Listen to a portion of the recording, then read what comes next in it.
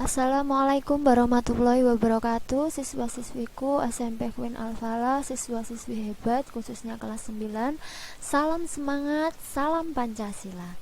Baik, ketemu lagi dengan Ibu Rani di hari Senin ya. Ketemu lagi dengan mata pelajaran yang kita sayangi, mata pelajaran yang kita tunggu-tunggu, tentunya pendidikan Pancasila dan kewarganegaraan. Nah, pada pertemuan kali ini masih kita akan melanjutkan pertemuan kemarin tentang bab 3, yaitu Kedaulatan Negara Kesatuan Republik Indonesia. Kalau minggu lalu kita membahas poin 1 tentang dinamika perkembangan demokrasi di Indonesia, kalau sekarang kita membahas tentang poin 2 dan 3 sekaligus penutup dari materi bab 3 dari semester 1 ini. Nah, poin 2 dan 3 itu, ini tentang yang pertama, dinamika perwujudan kedaulatan negara kesatuan Republik Indonesia, subbab C, poin 2 dan 3.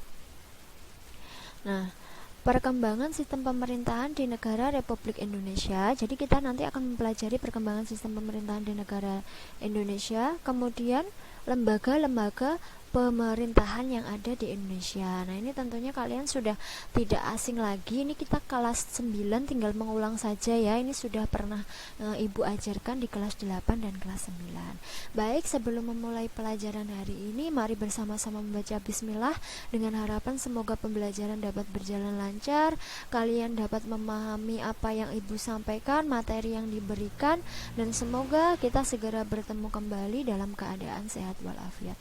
Bismillahirrahmanirrahim.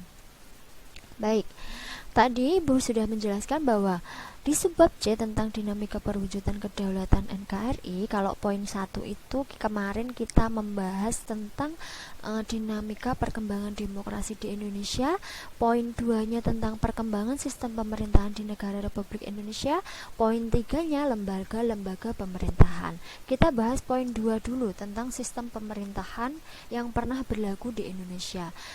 Sistem pemerintahan, apa itu sistem pemerintahan?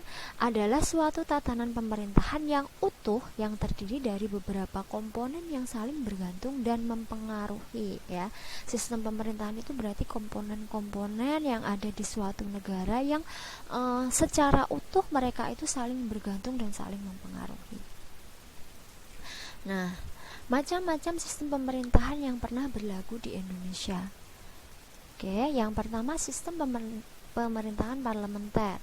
Ciri-cirinya adalah, sistem parlementer ini berlaku di Indonesia setelah maklumat Presiden 14 November tahun 1945. Itu sudah berani bahas di bab 2 ya. Kemudian ciri-ciri dari sistem pemerintahan parlementer adalah pemisahan kekuasaan antara kepala negara dan kepala pemerintahan. Jadi kepala negara, presiden, kepala pemerintahannya parlemen. Kepala pemerintahan perdana menteri yang dipilih oleh parlemen. Kemudian kepala negara ralat, kepala pemerintahannya perdana menteri, kepala negaranya presiden. Ini adalah ciri dari sistem parlementer. Nah, kepala pemerintahan atau perdana menteri tadi dipilih oleh parlemen, kepala negaranya presiden. Ini adalah sistem pemerintahan parlementer yang pernah berlaku di Indonesia. Berikut ciri-cirinya. Kemudian sistem parlementer semu. Jadi negara Indonesia pernah menerapkan sistem parlementer semu. Nah, berlaku saat konstitusi RIS ya, waktu Indonesia setelah perjanjian KMB Republik Indonesia Serikat tahun 1949 sampai 1950. Ciri disebut parlementer semu karena apa? Karena perdana menteri diangkat oleh presiden, bukan parlemen. Sedangkan kalau parlementer kan diangkat oleh parlemen. Kalau semu ini diangkat oleh presiden. Presiden dan para menteri masih pemerintahan ya, bukan sendiri-sendiri. Kalau parlementer seharusnya presiden adalah kepala negara, perdana menteri adalah kepala pemerintahan. Pembentukan kabinet dilakukan oleh presiden, bukan parlemen. Nah, itulah kenapa disebut sistem parlementer semu. Nah, yang terakhir adalah sistem presidensial. Berlaku kapan? Nah, berlaku setelah dekret presiden. Kapan dekret presiden? Yaitu tanggal 5 Juli tahun 1959. Ciri-cirinya apa? Sampai sekarang ini kita menggunakan sistem pemerintahan presidensial. Ciri-cirinya adalah sebagai berikut. Presiden dipilih rakyat menjadi kepala pemerintahan ya. dan juga kepala negara. Jadi pemegang pemerintahan dan juga negara. Presiden dan parlemen tidak bisa saling menjatuhkan karena kedudukan mereka sama. Presiden dan parlemen memiliki tugas masing-masing yang jelas dan saling berhubungan. Nah, masuk ke poin 3, lembaga-lembaga negara. Kalian tahu ya lembaga negara itu apa? Iya, masih ingat, pasti masih ingat, kalian sudah kan. Nah, lembaga-lembaga di Indonesia, lembaga negara di Indonesia itu menganut sistem trias politika, yaitu lembaga eksekutif, lembaga legislatif, dan lembaga yudikatif, di mana eksekutif itu dipegang oleh presiden, legislatif dipegang oleh DPR, MPR, DPD, yudikatif dipegang oleh MA, MK, KY. Eksekutif adalah pelaksana, legislatif adalah pengawas, yudikatif adalah ralat, eksekutif pelaksana, legislatif pembuat, yudikatif adalah pengadilan. Legislatif pembuat atau pengawasan, yudikatif adalah peradilan. Nah, kita masuk di lembaga legislatif, MPR, ya, Majelis Permusyawaratan Rakyat. Tugas dan fungsinya adalah mengubah dan menetapkan undang-undang, melantik presiden dan wakil presiden terpilih, melantik wapres menjadi presiden apabila presiden mangkir atau tidak dapat melaksanakan kewajibannya memilih wakil presiden, dan dari dua calon yang diajukan presiden ini dari dua calon yang diajukan presiden apabila terjadi kekosongan jabatan wakil presiden dalam masa jabatannya selambat-lambatnya waktu 60 hari. Nah, presiden, lembaga eksekutif, tugas dan fungsinya apa saja? Di antaranya memegang kekuasaan tertinggi, angkatan darat, laut, dan udara, menyatakan perang, membuat perdamaian dan perjanjian dengan negara lain atas persetujuan DPR. Nah, ini ya, saling berhubungan, saling berkesinambungan, menyatakan keadaan bahaya, mengangkat dan menerima duta dan konsul, memberi gerasi dan rehabilitasi, mengangkat para menteri. Itu adalah tugas dan fungsi, di antaranya tugas dan fungsi presiden. Lebih lengkapnya itu ada di buku undang-undang ya, lebih detail. Nah, Dewan Perwakilan Rakyat atau DPR.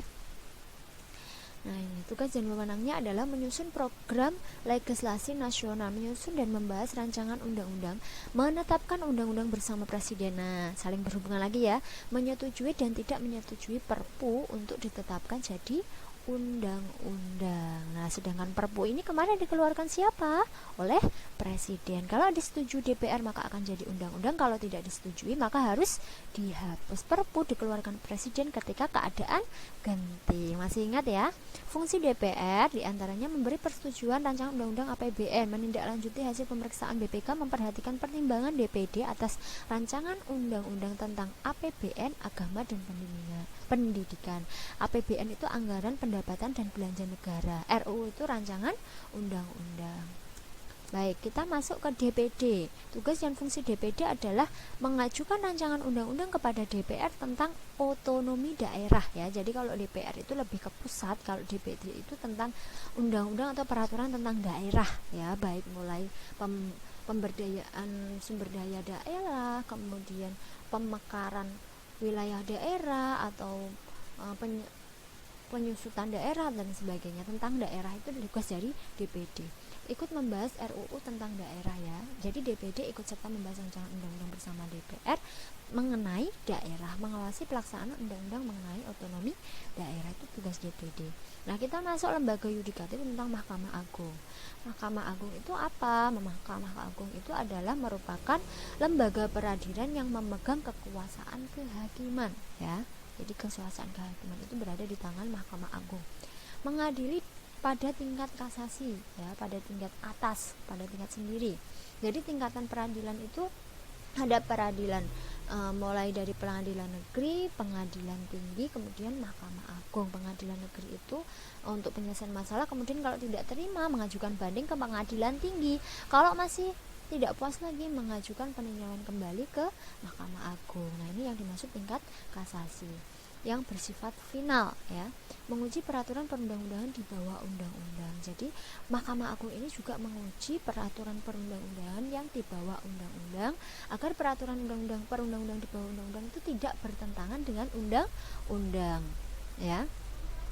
Kemudian Mahkamah Konstitusi. Nah, tugasnya apa? Mengadili pada tingkat pertama dan terakhir dan bersifat final ya. Mengadili apa? Menguji undang-undang terhadap undang-undang dasar, memutuskan perkara sengketa lembaga negara dan hasil pemilu. Jadi perkara lembaga negara, hasil pemilu dan lain sebagainya itu yang diurus oleh Mahkamah Konstitusi. Tugasnya juga salah satunya menguji undang-undang terhadap undang-undang dasar agar tidak bertentangan. Nah, BPK, Badan Pemeriksa Keuangan, ya, BPK itu merupakan lembaga negara yang bebas dan mandiri dan berwenang untuk memeriksa pengelolaan dan tanggung jawab keuangan negara. Jadi BPK ini bertanggung jawab memeriksa dan mengelola keuangan negara. Nah, ini kaitannya nanti dengan DPR yang sudah tadi ya. Nih, DPR tuh menindaklanjuti hasil pemeriksaan BPK. Jadi hasil pertanggungjawaban di BPK itu dilaporkan terhadap DPR untuk ditindaklanjuti. Baik, itu adalah materi poin 2 dan 3 dari bab 3 subbab C sekaligus penutup dari materi bab 3 ini. Nah, kalau kalian misalkan ada pertanyaan apapun tentang materi pelajaran PPKN, silahkan WA Ibu melalui WA pribadi, nggak apa-apa ya. Ibu sangat senang dan pastinya akan Ibu jawab sebisa mungkin dan semampunya, seperti itu. Baik, terima kasih sudah memperhatikan. Kurang lebihnya Ibu mohon maaf apabila ada kesalahan dalam menyampaikan materi atau kekurangan apapun. Semoga materi pembelajaran hari ini bisa bermanfaat bagi kita semua, bisa kalian pahami dengan baik. Mari bersama-sama membaca hamdalah. Alhamdulillahirabbil alamin. Wassalamualaikum warahmatullahi wabarakatuh.